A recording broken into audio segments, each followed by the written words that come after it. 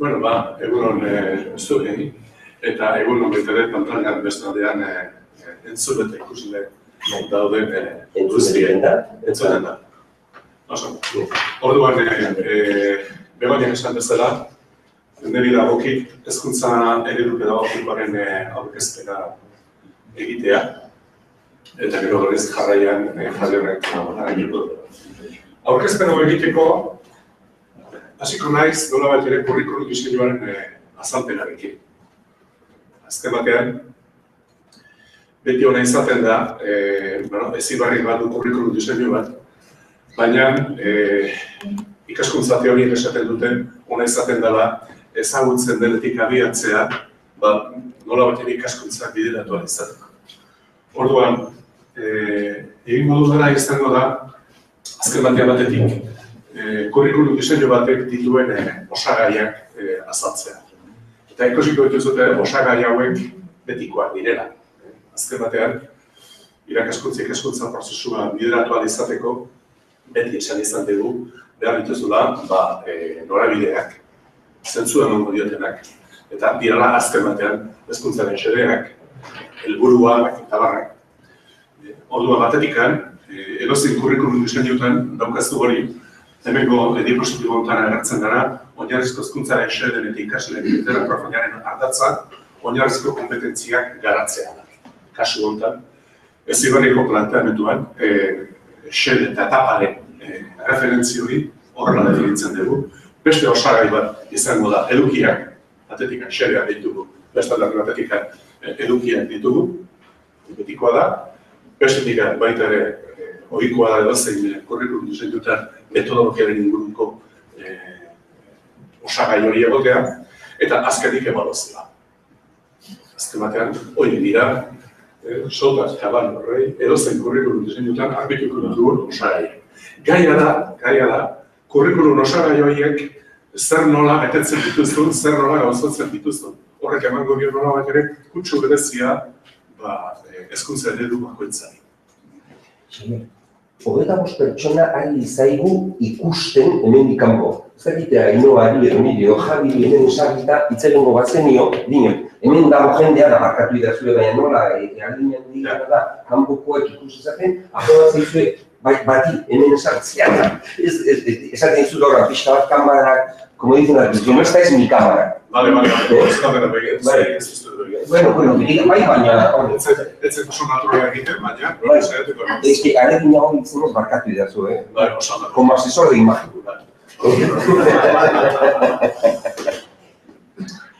Bueno, orduan hausen da, eta erronka nolabait ere izango da, lau osagai hauek lotuta eramatea, plantamendu sistemikoa eta interna egiteari izango da, nolabait ere erronka edozein hezkuntza eredu pedagogikotan. Ikus ditzagun, erreferentzia bezala, indarrean dagoen LOE-LOMCEren kurrikulum diseinuak zer nolako osagaiak dituen eta nola lotzen dituen esandako lau osagai hauek, xedeak edo helburuak, edukiak, metodologia eta ebaluazioa. LOE-LOMCEren kurrikulum diseinua aztertzen baldin badugu, batetikan dauzkagu xedeak bigarren artikuluan, eta gero horriz etapako helburuak, aurre hezkuntza, lehen hezkuntza, derrigorrezko bigarren hezkuntza eta batxilergokoak. Eta diapositibo horretan dauzkatzue begiratu ere badituzute ze artikulutan jasota dauden xede horiek eta etapako helburu horiek. Orduan, aztertzen baldin badituzue xede eta etapa helburu horiek ez dira LOMCEkoak, LOEkoak dira. LOMCEk ez zituen horiek berritu egin zuen xehetasun txiki bat, baina LOEko etapako xedeak eta etapako helburuak hartu zituen, baina nola bat hezkuntzako aditua zarete, hezkuntzako profesionala zarete, eta nik esango dizueke pixka bat irakurtzeko horiek ikusteko zenbaterainoko lotura eta kobarentzia daukaten aurre hezkuntzako etapako helburuak, lehen hezkuntzakoak, DBH-koak eta batxilergoak bereien artean, eta goitik bera baita ere ze hurrinkera edo logika dagoen horko planteamenduan. Nik nire aldetik egin dudana izan da, xedeak eta etapako helburu horiek nola bat ere erkatu eta saiakera bat egin zen lotura daukaten oinarrizko kompetentziak hiltzekin. Orduan, nola bat ere esan dezakegu kurrikulum diseinu honetan bi buru daudela, bi zefale bat dago. Azken batean ikasleen irteera profila definitzeko bi buru edo bi ardatz daude bata bestearen parean. Jakina, lotura egon badago. Baina alde batetik definitzen dira saiakera eta etapako helburuak eta beste alderdi batetik oinarrizko kompetentzia giltzen. Nik saiakera hori egin dut lotzeko bat eta bestea, eta aurkitzen dudana da oinarrizko kompetentzia giltzera ekarrita etapako helburu hauek desoreka desente aurkitzen dudala hemengo planteamendu honetan. Adibidez, komunikazio linguistikoarekin lotuko balu, kompetentzia horrekin lotuko balu etapako helburuak eta xedeak aurkitzen ditut aurrezkuntzatik hasi, lehen hezkuntza eta bar, bederatzi helburu horrekin lotuko egongo liratekenak. Kompetentzia matematikori dagokionez berriz, bi helburu bakarrik, kompetentzia matematikoa ez da agertzen derrigorrezko bigarren hezkuntza, ez da agertzen batxilergoan, kebegarria da, ez da agertzen. Ez da agertzen ez dara xedeetan, kompetentzia matematikoa, ez da agertzen. Kompetentzia zientifikoan, bai badago nola bateko presentzi bat, etapa desberdinetan, 8 daude guztira. Kompetentzi teknologikoak, baita ulertzekoa da, baina DBH eta batxilergoan bakarrik dago, baina ez dago lehen hezkuntzan eta haur hezkuntzan kompetentzi teknologikoa. Kompetentzi digitala guztira 7 helburu ditu, eta lehen hezkuntzan, derrigorrezko bigarren hezkuntza batxilergoan badago. Ikasten eta ikasteko kompetentzia 7 baditu, 7 helburu baditu, eta gero horrez kompetentzia sozial eta zibikoak 21. 21. Desoreka handia dago. Eta gero horrez ekintzailetzak 11 ditu, desente ditu. Eta gero horrez kontzientzia eta espresio kulturalak lagundu. Hoi, batetik kopuru ere dagokionez, nolabateko ez dago nolabateko planteamendu oso bat. Eta letzen hori nahi dituzute, haur hezkuntzakoak, lehen hezkuntzakoak, derrigorrezko bigarren hezkuntzakoak, ikusiko duzu hor, talde desberdinak egon direla, ez dagoela nolabait ere urrenkera bat, artikulazio bat, batetik bestera. Alde horretatik hori. Baina, niretzako, eta hau, 2007ko denbora gogoratuko dituzuen, loa atera zanean, orduan Europatik nolabait proposatzen hasi ziren, oinarrizko kompetentzien, 7 kompetentziaiek, eta orduan azken momentuan txartatu zen.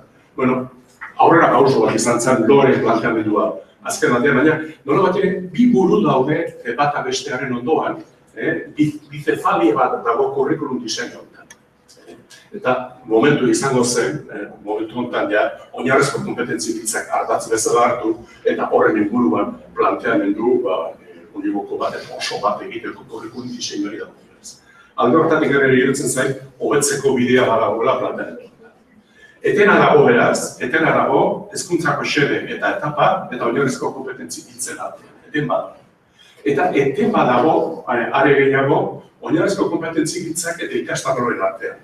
Ez dago loturarik, baizik eta batetik oinarrizko kompetentziak definitu daude, eta beste alderdi batetik ikastarroak lotura hori egin gabe. Eta egoeren aipamenik, dekretu guztietan egoeren aipamen bakar bat ere ez duzuten jasoko. Eta kompetentzietaz hitz egitea, eta egoeraz hitz egitea, ez dirudi oso logikoa eta koherentea denik. Orduan, azken batean, zein da enborra, kurrikulum diseinuaren enborra zein da, ikastarroak. Jarraitzen dute izaten ikastarroak, hezkuntza eredu honen enborra. Eta ikastarro horietan oinarrituz, egiten da, haur hezkuntzako, lehen hezkuntzako, eta DBH eta batxilergoko planteamendu kurrikulum proposamenak. Eta nolabait ere horko osagaiak daude ikastarloen aurkezpenak, nolabait ere ikastarlo eta oinarrizko kompetentzi giltza edo etapako helburuen arteko loturik ez da egiten, zuzenean ikastarroen aurkezpena egiten da, edukiak planteatzen dira eta edukien hauen arabera definitzen dira ebaluazio irizpideak eta estandarrak. Planteamendua beraz, gainetik badirudi oinarrizko kompetentziak dela, baina planteamendu akademikoa izaten jarraitzen. Zer gertatu da? Pixka bat egin da legea, garritu da legea, lomceko legea, atera dira dekretuak, eta gero horreiz, gogoratuko zerte badagoela agindu bat, orden, 65-2015 del 21 de enero, por el que se describen las relaciones entre las competencias, los contenidos y los criterios de evaluación de la educación primaria, educación secundaria obligatoria y bachillerato. Hor ikusten duzute, horko diapositibantan erlazio bat. Nola betxere, hori dana egin dute eta konturatu dira, nola betxere, estandar hauek eta goiko buru horien artean ez dagoela baturarik. Eta orduan, behin sistema hau edo diseinu bukatu ondoren, saiakera bat egiten da, agindu honen bidez, ia, ebaluazio irizpide horiek eta estandar horiek, ia, loturik bali badaukaten oinarrizko kompetentzi bitzekin. Y sonará la flauta por casualidad. Sonará. Baina ez dago planteamendu oso bat eta koherente bat diseinu honetan. Alde horretatik badago zer da betu bat.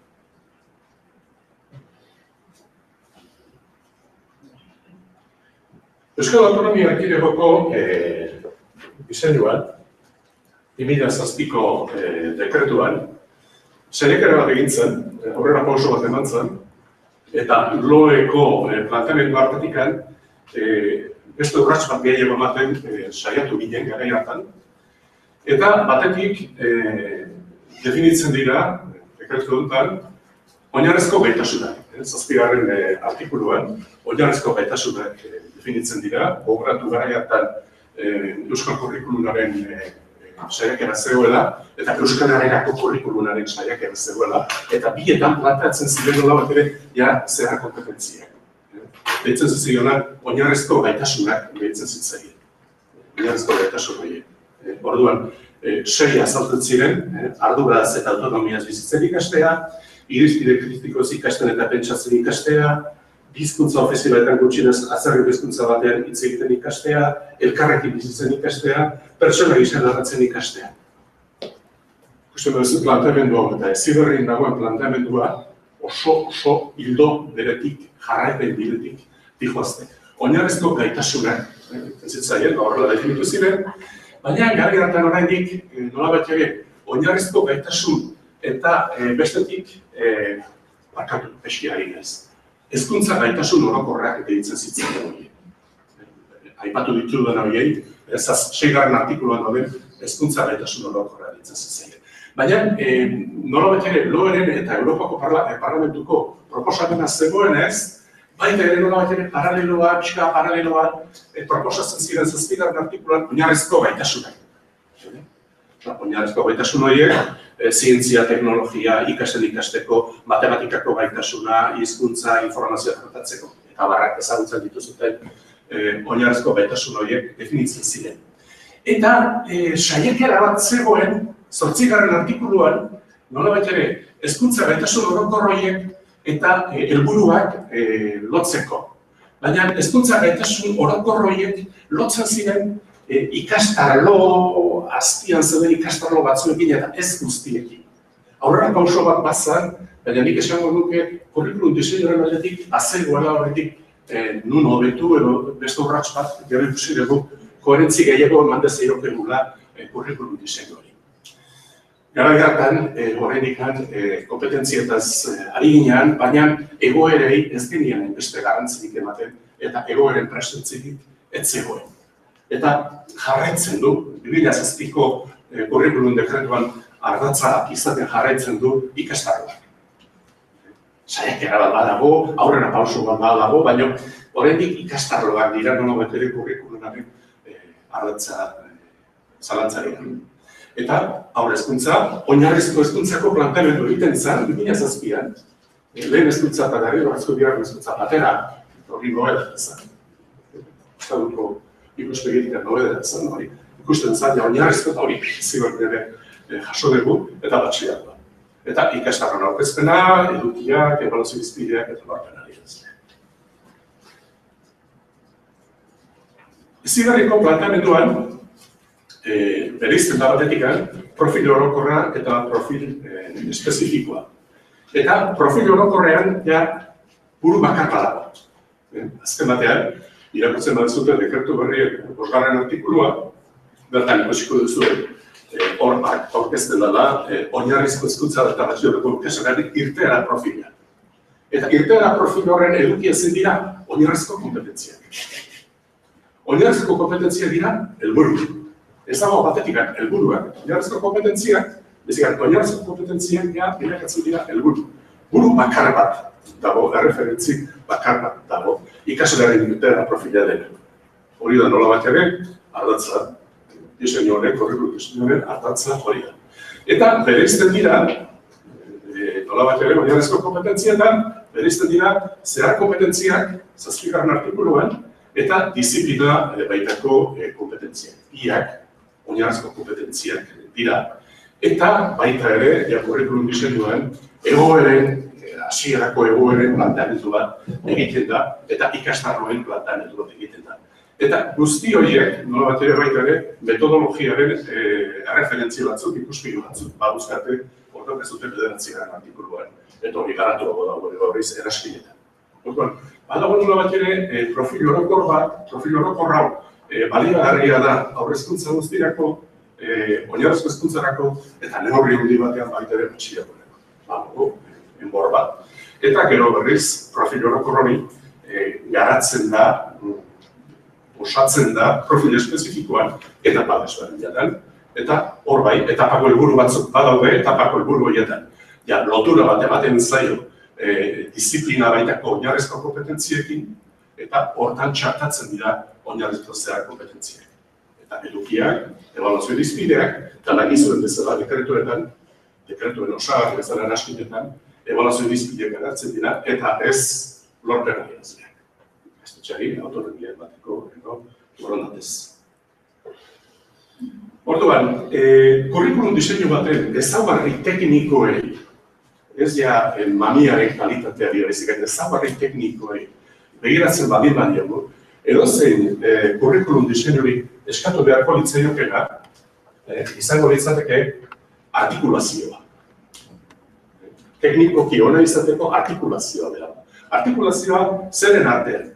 Batetik, oinarrizko kompetentzien barroan, oinarrizko zehar kompetentzi eta disiplina baiteko kompetentzien arteko uztarketa bat behar da, lotura bat behar da, artikulazio bat behar da.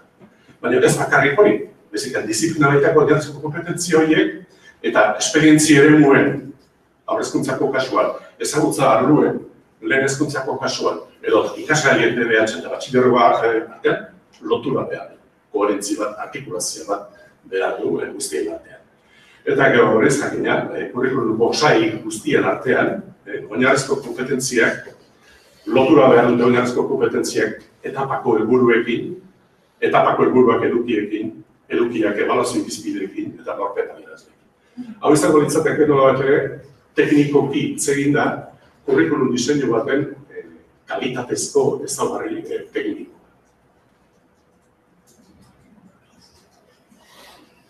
Atsedenaldian esan, 34 pertsonari zaizkigula streaming bidez ikusen zuten. 34 konexio. Curriculum diseinuetan zer berri, nik azpimarratuko nituzke zer berri esaten duanean, berriak direlako edo notizidalako edo azpimarratu nahiko nukelako. Orduan, batetik esango nuke, osagaiak Heziberriko planteamenduaren curriculum osagaia betiko dira. Ez dugu Mediterranean hori kasu bat, betiko dira. Gero esatik, kompetentzietan oinarritako hezkuntzaren ikuspegia ez da berria. Europako Parlamentua, Komisioaren gomendioak, LOE, ez da berria hori.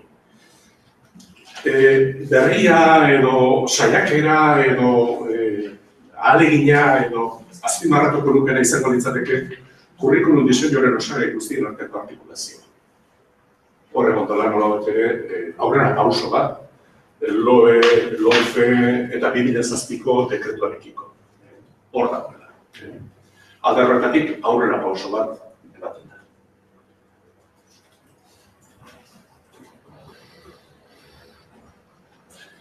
Bigarren, sartuko naiz, ikusi duzue, lau osagai dituela, eta osagai bakoitzaren komentario bat egingo du. Batetik, ikaslearen irteera profila. Begoñak deitzen zuen katedral hori edo zentzua, hezkuntzaren zentzua ematen duen alde hori. Hemen, gai honek badu eta profesionalen aurrean hitz egiten ari naiz zentzua. Hau da, oinarrizko ikasleen irteera profila ari geranean, importantea da zein da nola bat ere hezkuntzarekiko daukagun ikuspegia. Kasu honetan, oinarrizko hezkuntza ari gara, eta oinarrizko hezkuntza ari garenean zer da, nola bat ere, etapa hori, bizitzako hasierako eta oinarriak hartzen diren etapa horretan, zer nolako ikaslea nahi den. Gizarte honetan bizitzeko eta bizitza osorako prestatuta egoteko zer nolako ikaslea nahi den. Eta hor esaten da, zer esan edo horrek oinarrizko hezkuntza ari da, oinarrizko hezkuntzaren egitekoa bizitza osorako oinarri sendoak jartzea da. Bizitza osoan egin beharreko ibilbide luze horretarako ikasleak ondo prestatu behar dira, ibilbide hori ahalik eta baldintza honetan egin dezake. Orduan, beraz, ikuspegi honetatik bizitza osorako eta pertsona osorako ez bakarrik bizitza akademikorako, baizik bizitza pertsonalerako, bizitza sozialerako, bizitza laboralerako, dimentsio guzti horietan ondo prestatuta oinarri sendoak dituen gaztea, eskamutileak nahi ditugu, azken batean bizitzako ibilbide horretan, maratoi horretan, ondo prestatuta irten daitezen. Ahalik eta baldintza honetan atera daitezen, osotasunez atera daitezen. Hori da honot ere, ziberrik, eta gaur egun ikusten deneko onartuta dagoen, ikuspegi. Horrek beste hausnarketa sakonago batetara garamatza, eta da nolakoa da, eta nolako izango da etorkizuneko gizartea. Hor akronimo bat agertzen da, desente erabiltzen dena, euskaraz izka, baina inglesez buka ditzen zaio, gaztelaniaz bika. Azken batean, gaurko gizartearen ezaugarrietako bat da iheskortasuna, ziurgabetasuna, konplexutasuna, ambiguotasuna. Atzo, Javiarek hitz egiten, esaten ziren, eso es la sociedad líquida. Bai, pixka bat, hortik, azken batean, ziurgabetasuneko gizarte batean bizi gara. Ez dira gauzak nola bat ere belaunaldi batetik bestera ez dakigu gure seme-alabak zer izango dute, zer gertatuko zaien, ez dakigu. Eta gauza guztiek aldatzen dituzte, bizkortasunik ere da ez, ezagutzak eta era guztietako. Orduan, giro horretan zer hezkuntza eredu dagokigu bideratzea. Eredu akademikoa non ezagutza akademikoak belaunaldi batetik bestera daudenak trinkotuta dauden guzti horiek belaunaldi batetik bestera ziurtuko ditugun gizarte iheskor ziurgabe komplexua bihurretan. Ikuspegi logozentrikoa azken batean logikan eta edukietan edo paidozentrikoa, psikozentriko umean, hor badago nolabateko hausnarketa bat. Garbi dagoena da, oinarrizko kompetentziak sendo finkatzea da oinarrizko hezkuntzaren helburua ikuspegi honetatik. Oinarrizko kompetentziak, azken batean, dira egoeran erabili behar dituzunak, eta egoera bakoitzaren arabera egokituetan dituzunak. Orduan, horrek, pixka bat beste geroztibantara, bide berdinetik, informazioaren gizartean, behar bada ikuspegi akademikoak badu zentzua. Informazioaren gizartea baldin bada helburu, orduan ikuspegi akademikoak informazioa jasotzea ikuspegi akademikoaren bidez, edo logozentrikoaren bidez, ondo legoke. Baina gertatzen da informazioaren gizartea, gaur egun informazioa erroz daukagu. Eta arazoa ez da informazioa edukitzea, bizikan informazio horretaz baliatzea, eta informazio hori ulertzeko era autonomoan, ulertzeko gaitasuna izatea. Orduan informazioaren gizartetik ezagutzaren ikaskuntzaren gizartera pasagera. Orduan ez da nahiko ezagutza badago, arazoa da ezagutza horretan oinarrituz ikasi behar dugula, eta autonomiaz ikasi behar dugula bizitza osoa. Horretarako ezagutzaren edo ikaskuntzaren gizarteari garrantzia handi ematen zaio. Baina, badago beste urratxo bat gehiago.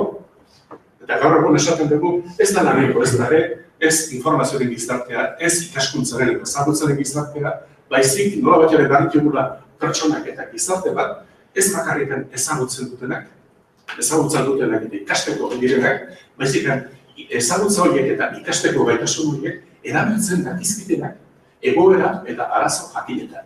Aplikatzen dakizkitenak, eta horretarako, zer guztiek erabili behar dituzte, kompetenteak izan behar direnak. Orduan, horretarako, gizarte horretarako, dagokion hezkuntza eredua da, kompetentzietan oinarritutako hezkuntza.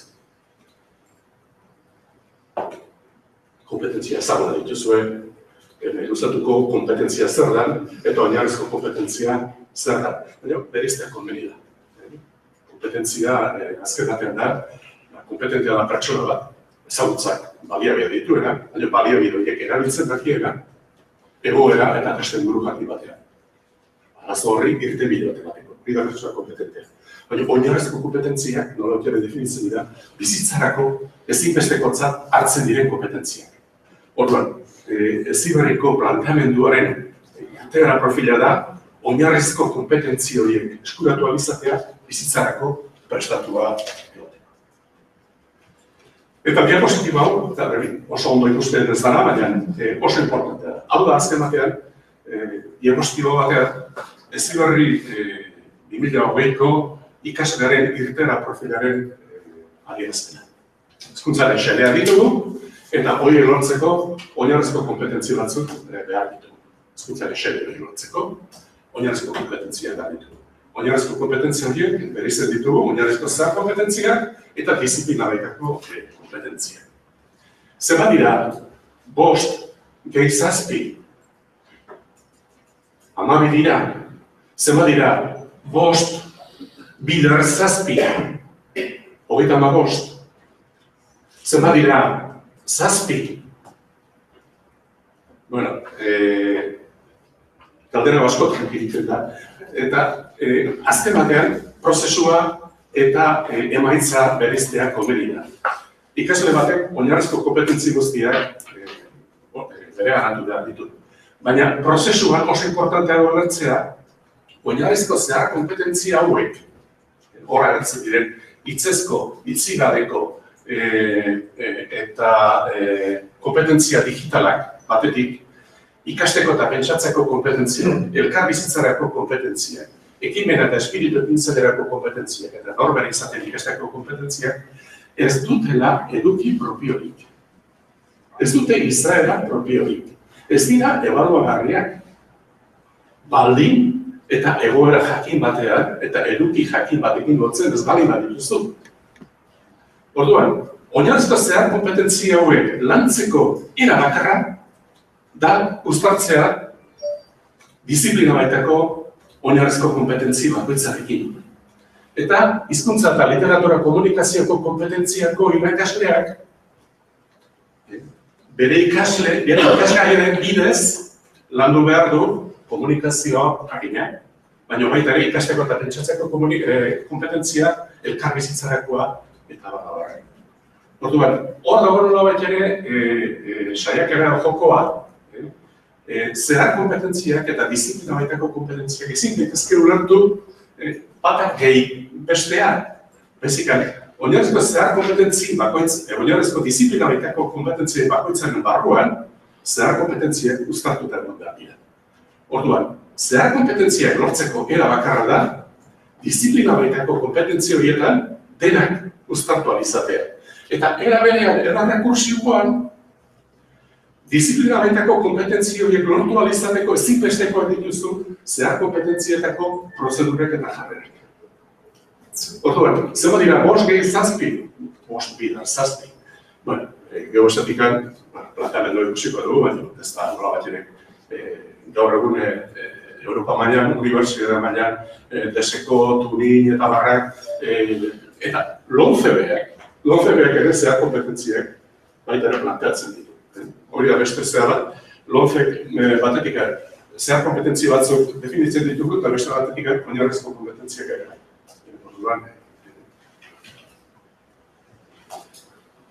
Oinarrizko zehar kompetentzien arteko uztaketa irudio erabiltzen dugu, izarrarena, nola bat ere adierazteko, zehar kompetentzia horiek, bost horiek, bai, bost dira, bereiztu daitezke, izarraren punta bakoitzak kolore batekoa da, baina era berean, izarraren erdigunean, kolore guzti hori difuminatu egiten dira, nola bat ere adierazteko. Zehar kompetentzia guzti hauek, ekintza batean, ez dira bereizi. Edozein ekintza egiten dezuela, edozein ekintza, ondo pentsatzen jakin beharko duzue. Ulertu beharko dituzute gauzak, pentsatzen beharko duzue, pentsatzen sortzalea beharko duzue, komunikatu beharko duzute, edozein ekintzetan komunikazio beharko duzue. Edozein ekintzetan, normalean, taldean egiten dire gauzak, elkarrizitzeko elementua beharko dituzute, edozein ekintza ondo bideratzeko baita ere, nola bateko, norbere izaten, oreka pertsonal bat, behar dezu, harremanetarako eta batarako. Hau da, baina, bost dira, bakoitzak bere prozedurak eta bere jarrerak baditu, era sistematikoan landu beharrekoak, baina gero horriz, edozein ekintzetan guzti hauek bat egiten dute. Eta ezin dira bereizi. Eta azken batean, pertsona, gaur egun pertsona aurrera ateratzen den edo baliagarri den pertsona batek, jakina, ingenieritzan edo arkitekturan, edo medikuntzan edo hezkuntzan asko jakin beharko du. Baina bere balio erantsia izango da, zehar kompetentzia hauek badituen ala ez dituen. Hau da, ondo pentsatzen baten baldin badaki, ondo komunikatzen baldin badaki, elkarrekin bizitzeko empatia, asertibitatea, elkarlankidetza, jokaera moralak, gatazken konponbideak, horiek bideratzen baldin badaki, eta gorriz, oso importante izango da norbere izaten ikasteko bere ekintza guztiak, autorrean batzen badira bizki. Hori izango da ere, balio erantsia bizitza guztiako baliagarri izango zaiona gazteari, eta etengabe garatzen joan beharko duen gaitasuna. Ardatzak izan daitezke, hezkuntza batean, izan daitezke desberdina. Kompetentzietan oinarritutako hezkuntzan, esaten dugu, kompetentzietan azken batean da ekintza. Kompetenti izatea da, lehen esaten duen bezala, ezagutzak arazo baten aurrean, ezagutzak erabiltzea, era integratuan, arazo bati aurre egiteko. Orduan, kompetentzietan oinarritutako hezkuntzan, egiten eta ekiten ikastea bilakatzen da ardatza. Baina, hau hartzen badezu ardatz bezala, ezin dezu inolaz ere beste oinarrizko zehar kompetentziak alboratu. Danak batera ikusi behar dituzu. Egiten eta ekiten ikasteko, lehen esan bezala, ikasten eta pentsatzen jakin behar dezu, komunikatzen jakin behar dezu, elkarrekin bizitzen jakin behar dezu, norbere izaten ikasi behar dezu. Baina, hezkuntza izan zitekeen, beste edozein izan zitekeen ardatza. Jo dezagun, kooperatiba munduan muitzen den eskola batek, hartu dezake elkarrekin bizitzen ikastea, hartu dezake ardatza bezala. Hori hartzen bali badu, garrantzizko izango da baita ere, elkarrekin bizitzen ikasteko jakina, ondo pentsatzen jakin beharko duzu, jakina, komunikatzen jakin beharko duzu, norbere izaten jakin beharko duzu, eta egitenik jakin beharko duzu. Hau da, importantea da, edozein izan daiteke jakina, ez dagoen era monolitiko eta bakar bat hezkuntza planteatzeko. Baina importantea da, edozein jartzen dela ardatz moduan, elementu guzti hauek uztartuta bideratu ahal izatea. Eta ikusten duzue, komunikatzen ikastea agertzen dela, ipatzen dugu, zehar kompetentzien moduan. Hau da, edozein ekintza egiteko, informazioa jasotzeko, komunikazioaren bidez, ahozko, idatzizko, digitalezko informazioa nola bat ere jasotzen duzu. Eragiketa kognitiboak egiteko komunikazioa hizkuntza behar duzu. Eta horien adierazpena egiteko, outputa egiteko ere, nola bat ere komunikazioa behar duzu. Orduan, bilakatzen da komunikazioa zehar kompetentzien garrantzia handia duena, azken batean beste eragiketa guztiak egiteko bidea delako eta era berean adierazteko bidea delako.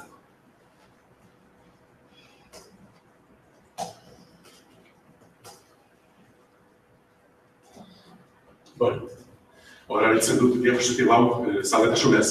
Azken batean, ikastoren iriktegera profilak zerbait ematen badio hezkuntzari da zentzua, ematen dio norabidea. Gero ematen zuen horizonte hori ematen dio. Mendioen gailurrera, mendio horretara guztiok ikastoren iriktegera profila mendioen gailurrera da, horretan iritsi behar dugu, bide asko daude, era asko daude, baina guztiok nola bat ere horri begira jartzen gara. Horrek sinergia handia ematen dio, eta bat ezberdina daude, aurrezkuntza, lehen hezkuntza, bigarren hezkuntza, bizitza osoa segitzen du, baina nola bat ere horretara bideratu nahi ditugu, eta gure energia guztiak batera, irakaskuntzako irakasle guztiok horri begira jartzen gara, hasi aurrezkuntzatik, eta sinergian guztiok horantz begira jartzen gara. Baina bide desberdinetatik igo daiteke. Edo beste irudia, bertsolariarena, azken batean bertsolariak pentsatzen du, bertso batekin behar duenean, azkeneko bertsoa zein izango den, profila zein izango den, eta horren arabera eraikitzen du bertso guztia. Horrek ematen dio, zentzua edo katedral hori egiten ari garen sensazioa. Bueno, galderak, hausnarketarako galdera ben desente dago. Ez da nola bat ere, Heziberrik hau esaten du, eta nik Heziberrik esaten duena sinisten den. Ez, gauza pentsatzeko gaia dira. Ikasen irtera profila definitzea garrantzizkoa da, hezkuntza guztiak sinergiaz batera funtzionatu dezan. Ikaslearen perfil hori, oinarrizko kompetentziak egokiak aldira, ikasleak gaurko eta biharko gizartean bizitzeko presta daitezen. Ez da dekretu batek esaten duela, ez duela esaten bezik.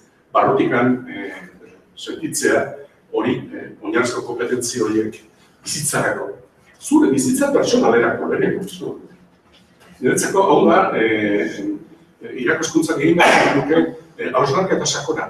Elementu hauek, nire bizitza pertsonalerako, nire bizitzaren garapenerako, balien argi izazki, pentsatzen dut ikastea, komunikatzea, elkarrekin bizitzea, norbere izatea, ekintzailetza. Espil horrela horrean jarritan, nola honi elementu guzti hauetan, hori da baita ere beste zara, ariketan. Homologarria da planteamendu hau, eskotan ditut dokumentu desberdinak, eta saiatu nintzen, Heziberrin dagoen planteamendu hau, oinarrizko kompetentziak, zehar kompetentziak eta disiplina baitakoak, erkatzen, batetik ikusten duzue, UNESCO-ren planteamendua dagoela horrein Delorsen informea dagoela. Batzen zaten, jak esaten zuela, hezkuntzan lau ardatz daudela. Ikasten eta pentsatzen ikastea, elkarri bizitzen ikastea, ekintzaletza, eta norbere izaten ikastea. Guk erantzi dugu komunikazioarena, baina ikurria handago. Desekoko planteamendu hartzen bali baduzue, hiru ardatz hartzen ditu, utilizar instrumentos de forma interactiva, interactores en grupos heterogéneos, actuar de forma autónoma, horren barruko azpilementu gatzen honen behituzute Heziberrin daudenak, oso erraz identifikatu daitezke beste bat eta bestea. Unibertsitatean erabiltzen den tuninen planteamendua ere ondo bereizten ditu zehar kompetentziak eta disiplina baitako kompetentziak, eta tuninen baita ere hiru ardatzetan biltzen ditu, kompetencias instrumentales, interpersonales, sistémicas. Bueno, zara izan, eta hemen dauzkat bideo horrez, Belgikan, Alemanian, herrialde desberdinak egiten da, eta ohikoa da, zehar kompetentziak eta disiplina baitako kompetentzien artean berezketa hori egitea. Homologarritasuna, beraz, badu planteamendu. Zer berri, aurrera, edukiak. Baliabideak ala zerbait gehiago. Edukietan, kompetentzietan oinarritu hezkuntzan eta Heziberriko planteamenduan zerbait baldin badala, eta beti esaten da, oinarrizko kompetentzien zerbitzuen daudela, edukiak. Bueno, hori esatea, ondo dago, baina aldaketak azken batean, hausnarketarako gain desente sortzen duen elementua da. Edukiak kompetentzien zerbitzuen hartzea. Horrek, hausnarketa batetara aramatza, eta azken batean, ardatza ez da bilakatzen ikasgai bakoitzaren ezagutza, bezik ikasgai horretatikan oinarrizko kompetentzietara zertzaigun baliagarria edukien aldetik. Eta nik uste dut alde horretatikan arrokerik gabe, oraindik badaukagula zer hausnartu. Baina, nik uste dut, elementuri importante dela. Baina, baliabideak direla esatea, baina era bestean, beste alderdik esaten da, ezinbesteko baliabideak dira. Ezin da, pertsona bat kompetenti izan, ezagutzarik ez bat da. Definizioz, pertsona kompetentea esaten dugu, ezagutzak dituena da, eta ezagutza horiek erabiltzen dakiena, egoera arazo bati aurre egiteko. Ezagutzarik ez bali badenzu ezintzea kompetenti izan. Beraz, bi elementu horiek ezinbesteko dira. Esaten da gero horriz, eduki mota guztiak, adierazpenezkoak, kontzeptuzkoak, prozedurazkoak eta jarrerazkoak, beti bezala, danak dira beharrezkoak, baina kompetentzien planteamendu zerbait baldin bada garrantzizkoa, ezagutza deklaratiboak, bai, baina ezagutza deklaratibo horiek lantzeko behar dituzun prozedurak eta jarrerak era sistematikoan lantzea, izango da elementu oso importante gero horriz erabili izango duna jakidea metodologiaren ikusten. Bestetik, artxibatek ere behar. Bueno, nik nire burua beti edukietan pentsatzen dudanean eta ezibarriko planteamenduan pentsatzen dudanean, nola betiko tirabira bat sortzen zait. Batetik, esaten dugu, baliabideak dira, badirudi, bigarren mailako elementu bezala jartzen ditugula edukiek. Esaten dugu ezin besteko dira, baina bigarren mailako dira. Baina beste alderdi batetik eta hemen Euskal Herrian kokatuz, edozein munduko lekutan Euskal Herrian kokatuz. Definizio honetan esaten dena egia baldin bada. Hemen esaten da edukiak, UNESCOko txosten honetan mundu osoan hezkuntzak ezaugarri helburu bera du, gizabanakoen artean erreferentzia komunitatik eratorriteko gizarte loturak eratzea. Hori lortzeko baliabideak desberdinak dira, kultura eta testuinguru aniztasunaren arabera, baina kasu guztietan hezkuntzaren helburu nagusiena gizakiaren garapen sozial erabakitua. Hezkuntza kulturen eta balio erabilea da, gizarteratzailea proiektu komun baten arrapa. Hezkuntzaren funtzio importantea da belaunaldi batetik bestera, kultura hori transmititzen. Hori ere, nola bat ere, kompetentzietan baliabideak dira, bai, baina hezkuntzaren funtzio importantea da kulturaren transmisioa belaunaldi batetik bestera zinatzen. Bi elementu hauen arteko oreka, nik uste dut horretik nire ustez egiteko daukagula. Batetik, zuzena dela iruditzen zain, esatea, edukiak kompetentzia lortzeko baliabideak direla, eta orduan nolabateko irakurketa kritiko bat egin behar dugu. Zer nolako ezagutzak baliatzen ditugu ikaskuntza prozesua? Bere balioa, edukien balioa da, balio dute, baldin, eta oinarrizko kompetentziarik garatzeko balio dute, baina era berean, dago txanporaren beste alderdia eta kulturaren transmisioa ziurtatu egin behar.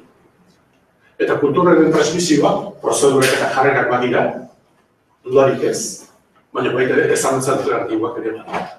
Eta horiek ere ziurtatu egin behar. Hori pixka bat, bien arteko basiko naiz, elementu betatik. Metodologiaren osagaia, zer da metodologia, ez dago metodologia bakar bat, ez dago, kompetentzietan oinarrizko hezkuntzan ez dago bakar bat, metodologia bakar bat, baina badaude nola bat ere gutxieneko baldintzak. Eta ezagunak zezkitzu, batetik, ikaskuntzaren zeregina, ezagutzak eskuratzea, eta horiek egoeraren arabea, erabiltzen, erakustea eta ikastea. Orduan, metodologia alderdetik elementu funtsesko bat izango da egoeraren plana. Ezagutza lortu behar dituzu, baina ezagutza horiek erabiltzen jakin behar duzu, kompetentzia horrekin lortutako egoera jakinatea. Hori da elementu, metodologia alderdetik elementu jabea. Ikaslea, ikaskuntze protagonista da, hau ez zen bat ere berri egiten, orain arteko loksek garaikiten ikusten dut oso barneratuta daukaguna ikuski garaikitzailea elementu guzti hauek, eta egoeraren erreakzionatzea balioesten da. Honek balio beste elementu berri bat, nola bat ere eranzten du metodologia alderdik. Orduan, betikoa, kompetentziak erakusteko, baliabideak eskuratu behar dira, baina hori ez da nahikoa.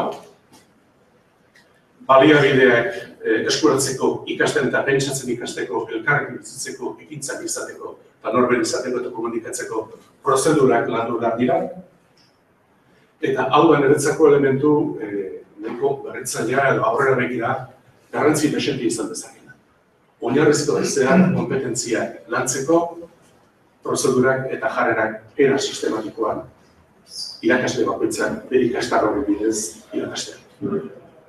Hau izango litzateke niretzako prestakuntzaren aldetik eta oso elementu garrantzizkoa. Ikasten eta pentsatzen ikasteko, informazioa jasotzeko, ze prozedura, ze jarrera landuko ditugu. Ulermena oinarrietako pentsamendua lantzeko konparazioak, sailkapenak egiteko, zer honako jarrerak eta prozedurak erabiliko ditugu. Pentsamendu kritikoa lantzeko, zer honako jarrerak landuko ditugu. Pentsamendu sortzailea. Zer jarrerak eta prozedurak erabiliko ditugu. Elkarrekin bizitzeko, importantea baldin bada nolabait ere empatia. Nola lantzen empatia? Eta asertibitatea, eraberean. Nola horrekatzen dira. Hori bakoitzaren entzat importantea da, baina ikasle batentzat baita ere nola zer prozedura erabiliko ditugu empatia lantzeko. Elkarlankidetza hori barneratuta daukagu, lan kooperatiboa, eta hori oso barneratu daukagu gure kulturan elementu horiek importanteak dira. Baina baita ere jokara moralak eta konbentzio sozialak nola landuko ditugu, zer prozedura erabiliko ditugu, edo gatazken konponbiderako zer nolako prozedurak erabiliko ditugu. Ekintzailetzak ez dago beste kezkatzen. Oso kezkatuta gaude askotan ekintzailetzarekin, baina kompetentzien plantamendua erabiltzen baldin badek. Kompetentzia hitz egitea eta ekintzailetza hitz egitea, gauza bera da. Azken batean, pertsona kompetentea da, ezagutzak erabiltzen dakiena arazo bati aurre egiteko hori da ekintzailetza. Eta dago beste elementu bat oso importantea, aldarretatik ezagutzak eskuratzeko norbera izaten ikasi, eta nola autorregulazioa. Ez dago besterik. Hau da, azken batean, kontzientzia hartzea egiten ari zarenaz, eta kontzientzia daukazun neurriak hori erregulatu dezakezu. Orduan, elementu hauek, niretzako metodologia aldatik zerbait baldin badago ekarpena batetik da, zera kompetentzien prozedura eta jarrerak era sistematikoan ikastarro bakoitzea lantzea. Hori deno bat ere, niretzako berrikuntza edo balio erantzin importante bat horrela gira. Eta beste balio erantzin izango litzateke egoera arazoen planteatu. Ezagutzak bai, ezagutzako baliabideak eta lan egiteko erak ditugu, lehen esan ditugun horiek, horretarako dira. Zehar kompetentzietako prozedura eta jarrera horiek, baliabideak eskuratzeko dira, baina hori ez da nahikoa. Kompetentzietan esaten da, hori baino gehiago. Horiek erabili behar dituzu, egoera arazo bati, egoera esakuratsu bati, bizitzarako prestatzeko baliagarri izango zezun egoera batean, horiek erabiltzen. Bi elementu horiek dira niretzako metodologian planteamenduaren ekarpen potentzial handienak. Metodologia eta ebaluazioa. Ebaluazioaz hitz egiten dudanean da, heziberriko hezkuntza ereduarekin koherentea izango litzateken planteamenduaz.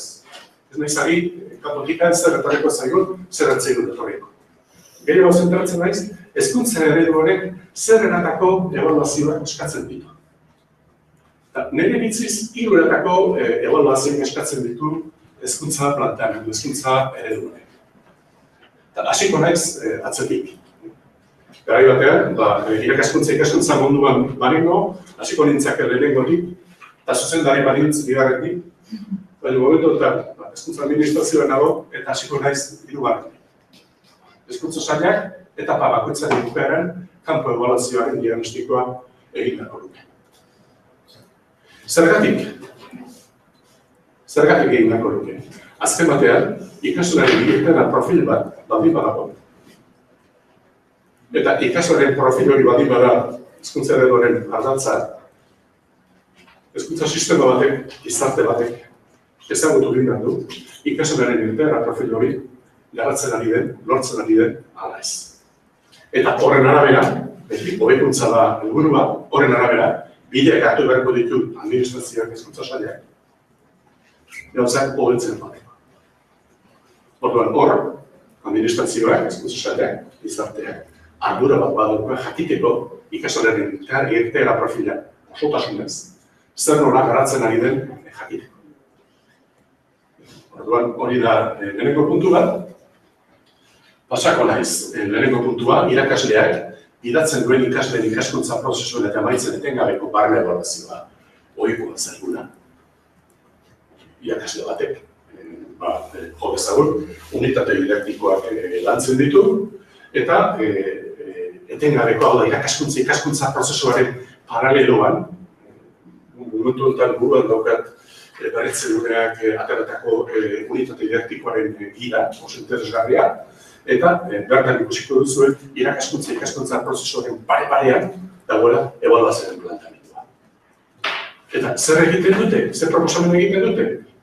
Hasiera batean, ikaskuntza prozesua hasten duzunean, nolabait ere, aurre ezagutzak jakin behar dituzu, zein egoera, eta ebaluazio diagnostiko bat egiten duzu, horren arabera gustatzeko zure planteamendua, orduan ebaluazioa dut. Hasierako ebaluazio diagnostiko bat. Gero horrez prozesuaren jarraipena egiten da, ikaskuntza prozesuaren nola ikusten ikusteko, autoregulazio prozesuak oso garrantzizkoak izango dira, ebaluatzeko. Autoebaluazioaren prozesuan, irakasleak ere ebaluatuko du, ebaluazio formatiboa, utxaigarekoa, eta azken batean, unitate didaktikoaren bukaeran, izango da, azken ebaluazio sumatiboa, urtearen bukaeran, ebaluazio sumatiboa, non helburua da kalifikazioa edo erabaki bat hartzea. Helburu horiek batera hartzatzen. Hori ere, ezinbestekoa dudarik ez. Eta bestetik, bigarren lekuan dagoena, ikastetxeak etapa bakoitzaren artean barneko ebaluazio diagnostikoa. Irakasleak egiten du bere gelan etengabeko ebaluazio formatibo hori, ikaskuntza prozesuan jarraituz, gida bat ere badauko horretarako, bere kaxaren berak egiten du nolabateko ebaluazioa. Zentruak ere, momentu batzuetan, eta ebaluazio diagnostiko egiteko, ez dago une jakin bat, edozein momentutan egin daiteke ebaluazio diagnostikoa. Ikastetxe bezala, osotasunez, ez bakarrik irakasle bakoitzaren ikastetxe osoaren ebaluazioa egin daiteke edozein momentutan, zentzuzkoa dirudi, etapa baten erdian, horrelako planteamendu bat egitea, ikastetxeek ebaluatzeko oinarrizko zehar kompetentzia horien garapena, zer nola dikoan.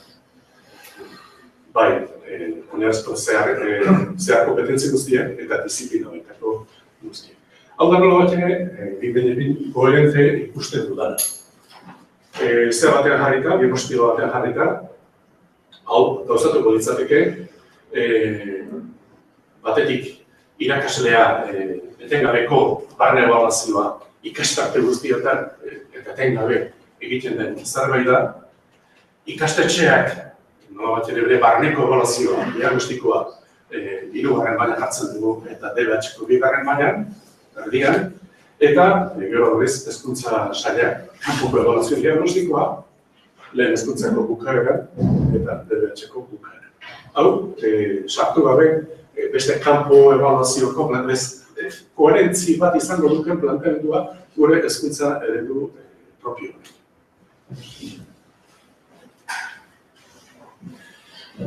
Ezaugarriak. Ezaugarriak. Hezkuntza eredu pedagogikoaren beste osagaiekin koherentea izan da. Guatzen zerte, curriculum diseinuaren osagaia zeintzu ziren, irteera profila, edukiak, metodologia eta ebaluazioa. Ebaluazioa ez da ditugun soke bat. Horren ikusten hori behar dugu, ez dugu zer konponduko. Ebaluazioa azken batean beste elementu guztiekin batera. Eta erreferentzia da beti ikaslearen irteera profila. Ikaslearen irteera profila finkatutako oinarrizko kompetentzia guztiak, zehar kompetentziak eta disiplinaren ebaluatu behar dira erronka da. Erronka da. Ez gaitzen arrotu, hau, Europako erronka eta beste leku askotako erronka ere bada. Baina koherentea bada, kompetentzia matematikoa importante izango da, kompetentzia lingüistikoa baita ere, kompetentzia zientifikoa baita ere, baina baita ere kompetentzia artistikoa eta kulturala. Eta soziala, eta teknologikoa. Guztiak dira nolabait ere bizitzarako, esaten dugu, oinarrizko kompetentzia direla. Bizitzarako ezinbestekotzat jotzen ditugu. Beraz, denak ebaluatu behar ditu. Erronka da, baina, diseinu aldetik edo eredu aldetik ezin da besterik esan. Bestetik, disiplina baitako kompetentzien edukiak ezagutza deklaratiboak, prozedurak eta jarrerak ebaluatu behar dira. Beti bezala. Ezagutzak ebaluatu egin behar dira. Deklaratiboak, prozedurazkoak eta jarrerazkoak beti bezala. Horretarako referentzia ebaluazio izpideak eta lorpen dira. Baliabideak ebaluatzeko. Baina ez da nahiko. Ez da nahiko. Eduki horiek ikasleak nora erabiltzen dituen jakiteko kompetentziarekin lotura duen egoera familiak bidez ebaluatu behar dira. Bi elementu horiek ebaluazioan uztartu egin da ditu. Ezagutzaren, ezagutza deklaratibo ebaluatu behar ditu, beti bezala. Baina baita ere, ezagutza horiek nola erabiltzen dituen egoera familia batean, baita ere ebaluatu egin da ditu. Hor da pixka bat, ezaguarri bat, edo koherentzia izango lukeen elementua. Eta jarraituz, ezaguarri nagusiekin, esaten du beste bat, kurrikulumen osari guztiekin, ebaluazioak izan behar duen koherentzia hori ikaslea ebaluatzeko era guztietan, barne, nahiz kanpo ebaluazioan, izan berdin mantendu behar da. Hau da beste erronka bat, lehen esan dugu, erako erejean pentsatuta, hirueletako ebaluazio bota daudela, irakasleak egiten duena, ikastetxeak egiten duena, eta hezkuntza sailak egiten duena. Okerra izango litzateke, irakasleak era batera egitea, ikastetxeak beste era batera, eta hezkuntza sailak beste era batetara.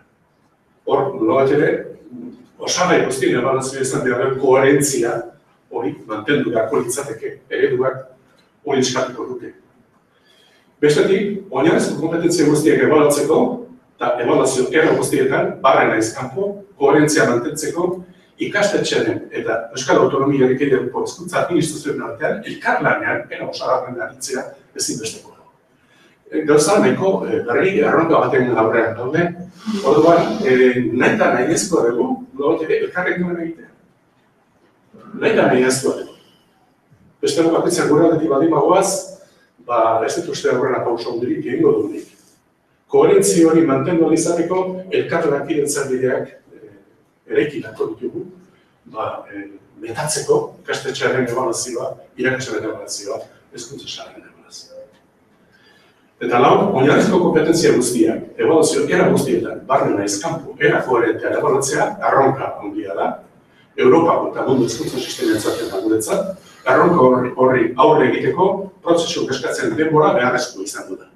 Ez dezagun, orain arte ebaluazioaren inguruen egin diren gauzak moztu, nik uste horretan Euskal Autonomia Erkidegoan jakin izan dugula, gauzak ez goiti bera aldatzen, bezik jarraipena ematen, baina erabenean ikusi dezagun, iparra nola aldera daukagun, eta zer egin behar dugun, era koherentean, kompetentzien ebaluazio oso bat egin ez. Zer berri, batetik Euskal Autonomia Erkidegoko hezkuntza sailak, etapa bukaerako, lehen hezkuntza eta erregoratzeko bigarren hezkuntza kanpoko ebaluazio diagnostikoa egin du. Garria. Orain seigarren mailan eta laugarren mailan egitea eta kanpo ebaluazioak egitea ikasleen terapia hori garria da. Bi ikastetxeak hala nahi badu, barneko ebaluazio diagnostiko egingo da etapa bakoitzaren arabera. Ikusi beharko dugu zeintzuk diren bideak, baina nolabait ere apustua edo erronka izango litzateke, sarketxo potente bat izan ideikoa, horretan lanean ari dena eta zaintzuz eta indarrez lanean ari dena, eskarmentu handi bat badago, orain arte bezala saiatu beharko gara, nolabait ere ikastetxeek eta izan eta ibeiko hezkuntza ahalmen guzti horiek nolabait ere metatzen den karrekin lanean aritzen. Eta hiru, ebaluazioa guztietan, barne eta kanpo ebaluazioak, oinarrizko kompetentzia guztiak ebaluatu behar dira. Ez dut esango bihar egingo dugunik hori. Baina nolabait ere hori dela begira da, eta horretara joan behar dugula, eta hori egiteko, lehen esan dut, pentsa ezazu, kompetentziak. Aipatu ditugu kompetentziak, disiplina baitako kompetentziak, kanpo ebaluazio baten bidez ebaluatu daitezke. Baina zehar kompetentziak, kanpo ebaluazio baten bidez ebaluatu daitezke, pentsatzen eta ikasteko kompetentziak behar bada bai, ikastarro desberdinetan uztartuz, horko prozedurak eta jarrerak ez dakiz, prozedurak ebaluatu ditzazketzu, ulermen oinarritako pentsamendu kritikoa, egin daitezke nolabateko proba batzuk, hori da esartzen dituena, komunikazioarena, ahozkoa eta digitala. Baita ere sartu ditzazketzu kanpo ebaluazio batean, elkarri bizitzeko,